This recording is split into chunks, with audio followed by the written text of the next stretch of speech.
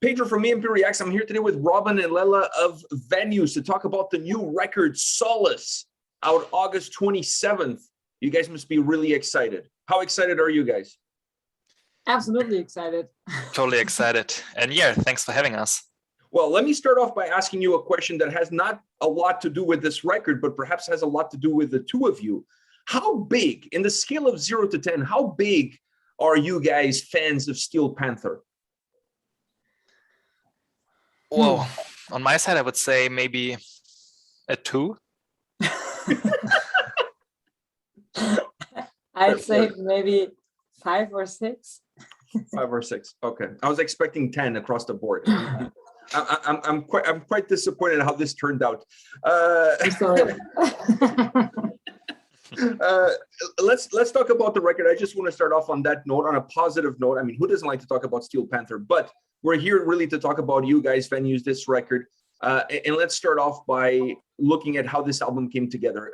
Was this a very organic album, or did you guys kind of had a little bit of a roadmap in terms of where you wanted to start and where the album ended up being?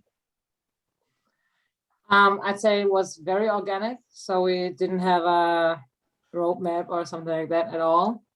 We didn't know what will happen while writing the songs, because it was the first album where I and my camera just keeps on falling, where I and Valentin, our new guitarist, worked with the other boys. So we didn't know how we would work together and how everything will come out at the end.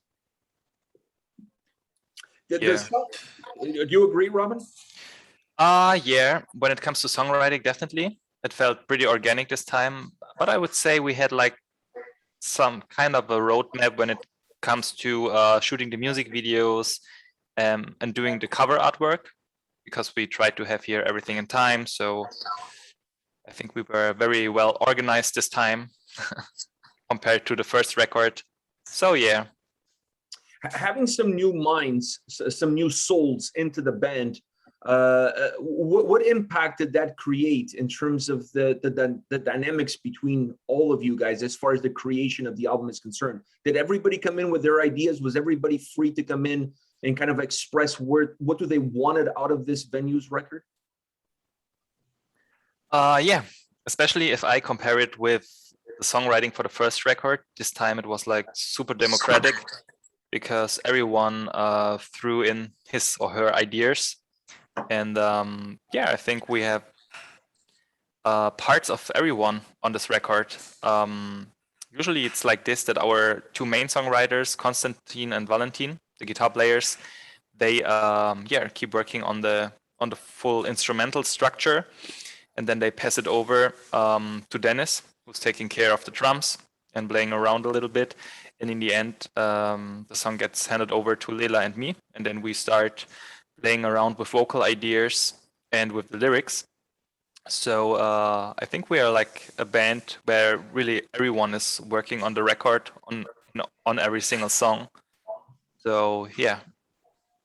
Well, when it came to the vocal approach by you guys, how much do you feel the construction of the tracks keep in mind your range, your style, and your approach in order for the album to really get the most out of the two of you?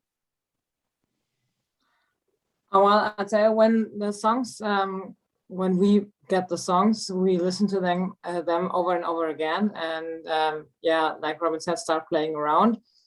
And so we always, well, until now, we always found something that fits and that feels good in our range, and that is totally okay. So, but I'd say if there would be a song where I'd say, oh, it's much too high, I don't get it, or please try another tone or something like that, it would be no problem to change that. Everybody's open to the input. Yeah, absolutely. I thought your vocals on this record really defines the album. Like the album almost feels like it was constructed with your range specifically in mind. And then obviously Robin comes in and he kind of fills in the gaps. He gives it a little bit more oomph.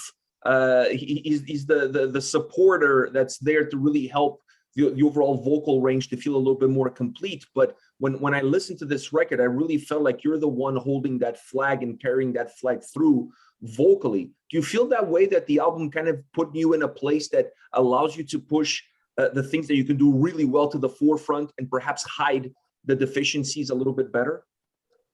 Absolutely not. It's funny because this album and these songs, they put me on another level, I would say, because I never sang in those high pitches before, not that much at least. And so I really had to work on my voice and learn new techniques to get those high pitches. So this was not my feel-good range, so to say.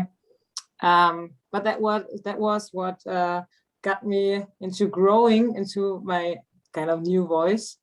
So that was pretty cool, but it was absolutely not written because of my range.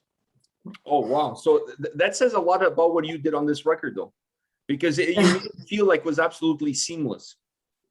Wow, thank you. So it really says a lot about what you achieved, because listening to the album, I really felt like they had you, and then it's like, okay, let's build the record around you. And now you're saying that there was not quite that way. So that really speaks volumes for what you were able to do on this record. Not to throw Robin under the bus here, but you know. Yeah. Thank you.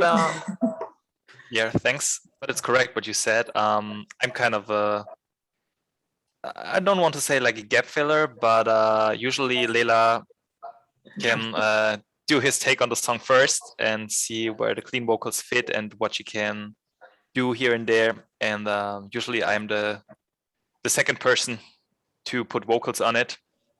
So I mean, it's clear that our focus in the band is on the clean vocals, and yeah. So. But I don't think we can write you off, because once again, the work that you're doing, it may not be necessarily in the forefront. You may not be carrying that flag, but what you're doing vocally really adds a lot of substance. It adds a lot of thickness. It adds a lot of volume. So it really allows Lela to go where she needs to go, because she has the support that you're giving it behind. At least that's how it sounds to me. So I think we have to be very careful when we analyze this album from a vocal perspective, because one is only as good as the other allows it to be. So you guys are kind of like a partnership, a perfect partnership on what you're bringing together to the table. Yeah, thank you very much. I think that was our goal. Well, you achieved it. Now, when I listen to this album, I don't like to necessarily define a band or define a record based on the soundscape that the album has, but it's almost impossible when you're reviewing a record these days for people not to ask you, so what is it? Is it metalcore? Is it melodic metal? Is it death metal? Is like everybody feels the need of putting a label onto things. I couldn't for the life of me throw one at you after listening to Solace. So what is it? Is there a label? I was really curious about what you're gonna say now, but yeah, because it's hard for us to find a label for that music. Yeah, it just felt very creative. Like you guys gave me a lot of different choices, a lot of different elements from song to song while still keeping the record together. But it's not like you can say that this album falls just under one genre, because when you skip to the next song or when you move on to the next song, that genre is no longer there. There's something else there now. So is this a positive in your view, or do you see also being a little bit of a problem because you don't have that definition?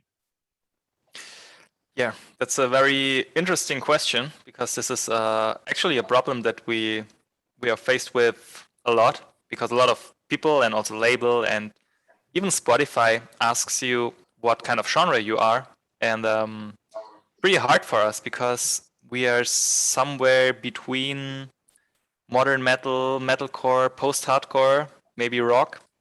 So sometimes it's cool because it gives you like a uniqueness in this scene where there's a lot of, yeah, maybe generic stuff. But it's also a problem sometimes because can we play on a metalcore festival? Can we play on a modern metal tour? It's always a little bit tricky for us, but I think in the end of the day, it's good for us because we have a very, I would say, a big variety of when it comes to our fan base. There are a lot of scene kids, but also metalheads. So that's, I think it's a good thing. And this takes me to my next question, which is that diversity that we're talking about in terms of impossible to label you guys just under one specific umbrella. How do you then bring these songs together and make them work in the context of a single album? Because that's tricky. I think the most important thing about that is our sound in general, where you can hear the venue sound that comes with the whole album. And yeah, it's all those different influences. And when we're writing songs, we're very democratic. So we talked about that already, that everybody can bring in ideas, and each one of us has different influences and different musical inspirations. And when we put them all together, it's impossible to put that under one label. But what makes the album one whole thing is, I would say, the sound of the whole thing. So do you guys sit around and try to figure it out based on the songs that you created? What is the best tracking listing in order to give the album that push from the beginning to the end? Or when you're actually creating the songs, you already have an idea of where these songs are going to fit in the order of the album? Well, on this one, we first wrote all the songs, and then we thought about the Reihenfolge, the order of the songs, on the album. So I don't know how this will work on the next album. Let's see, because that was the first time writing songs with the band in the actual in the current lineup. Yeah, I think on this one we just analyzed all our songs that we had in our pool and just decided to take the 10 best ones that were the best ones in our eyes and ears. And in the end, we just tried to have a order that has a solid flow on the record. So yeah. When you look back at the record that you guys have created, is this in your mind a feel good or a bouncy style record, or there's some darkness hidden in a lot of the incredible melodies that you guys have created? I'd say it's like a roller coaster of feelings. Like it has ups and downs, and the end is mountains. So it's full of hope and solace in the end. Do you feel that the darkness that this, because I felt some songs kind of gave us a glimpse of how dark you guys could go. I don't think you guys went all the way there, but I think you guys kind of opened our appetite as fans, as listeners, to how dark you could really go on some tracks. Is that something that intrigues you guys, that going down a much darker road? I think that darker vibe came kind of naturally because of the history, how this record was written during a pretty hard time for all of us, where there was a lot of frustration, no playing shows, a few of us lost their jobs and stuff like this, like with no perspectives anymore. And working and writing this record, was in the end our personal solace. So there were a lot of these darker feelings automatically added to the songs, also lyric-wise. So I think we didn't plan to get this dark and sad. It came really naturally, and I think that's the story of these dark vibes. But yeah, as you said, we didn't want to go too far, like into a super depressive record or anything. Like Lela said, we tried to put as much hope as possible in these tracks, and try to also finish the record with a good feeling with mountains. I want to ask you guys about the vocal dynamics. I have a couple more questions about that. But before that, one thing that really impressed me on this record, and I know we don't have any of the guitarists right now here to explain themselves, but correct me if I'm wrong, the guitar solos on this record really have an old school vibe to them that I thought was really interesting, because you guys have such a modern sound, but when it came to the solos, you kind of took me back to the past. And I thought that worked so well on the record. It was really one of the things that that made my ears perk every time like we would get into a solo, because it was like these two worlds, this son and father coming together moment of two things that you don't normally associate it together. Do you guys see the guitar solos on this record a little bit like a blast from the past? Yeah, totally. Because one of our main songwriters, Konstantin, he's like a huge fan of 80s hard rock and old school metal, and he really loves these guitar solos back from these days. So it's clearly an element that he brings in here, and we also think that it fits pretty well, and we love it. So yeah. Yeah, and I thought you guys vocally really matched it well too. You emphasized it so well when it would come in, and then you guys would come off of it like perfectly. It really became kind of the heartbeat of the record, if you will. Cool, thank you. How was it for the two of you? Was there a specific song that you guys butted heads on that gave you some gray hairs? I know you guys don't have any gray hairs, but perhaps you've plucked them already. But was there a song that caused you guys a little bit of heartache in order for you two to be able to nail it perfectly in terms of what you wanted out of it vocally? Yeah, totally. Absolutely. Yeah, we both know exactly what the other one means. Yeah, that one was Rite of Passage. It was the song that took us the most time to figure out how to get the best out of it. And yeah, especially Robin and me, we had a hard time writing the one. Yeah, but in the end, I think it was one day when I came up with the idea for the chorus.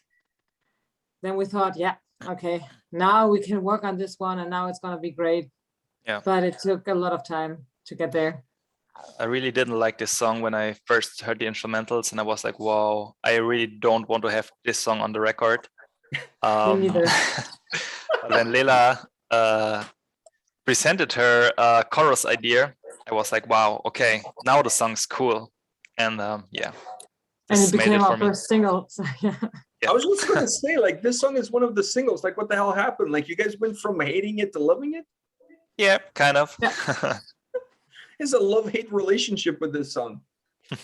Totally. Yes. Well, it was the song that we put the most energy in. So is this a song now that you went from hating it to being able to play it live as part of your set list? Yeah. Actually, it's the first song when we start a live show. Wow. Wow, that's incredible. What a story that song has to tell. Totally. And yeah, even the lyrics are very personal on this one. So it's a very special song.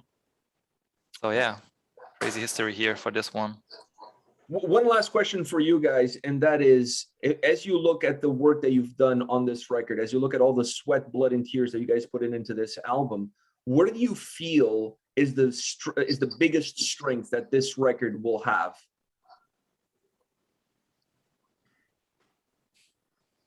Well, I'd say this record just kept us busy during pretty hard times. And that's what gave us very, very much strength through the last 1.5 years. And now maybe the album can give this strength and solace to the listeners too. That would be awesome, just to give that feeling that we had while writing it back to all of our fans and listeners, so they can have it too. Same with you, Robin? Yeah, totally. I think the biggest strength of this record was to keep all our heads above water during these hard times, and somehow it just saved the whole band. So I'd say this is the biggest strength of it, and hopefully it will give it to our fans and listeners out there. You know, the interesting thing for me is I really like the title that you guys chose for the record, Solace, because I felt like you guys were looking for that solace, and perhaps this album offered you that solace. But as a listener coming from a different perspective, this album almost felt to me more like of a phoenix. It starts off with a little bit of ashes, but by the end of it, you guys are a beautiful bird flying away. So the record kind of has this sense of growth from the beginning all the way to the end. So I think you guys could have gone with either title, but Solace really represents it well. Perfect. Nice to hear this. Well, thank you very much for your time today, guys. It was an absolute pleasure. All the best with the release. take care and stay safe out there. Yeah. Thank you you. very much for having us. It was awesome. Oh, no problem. My pleasure. Take care. Bye. Take care, Pedro. Bye bye. Bye.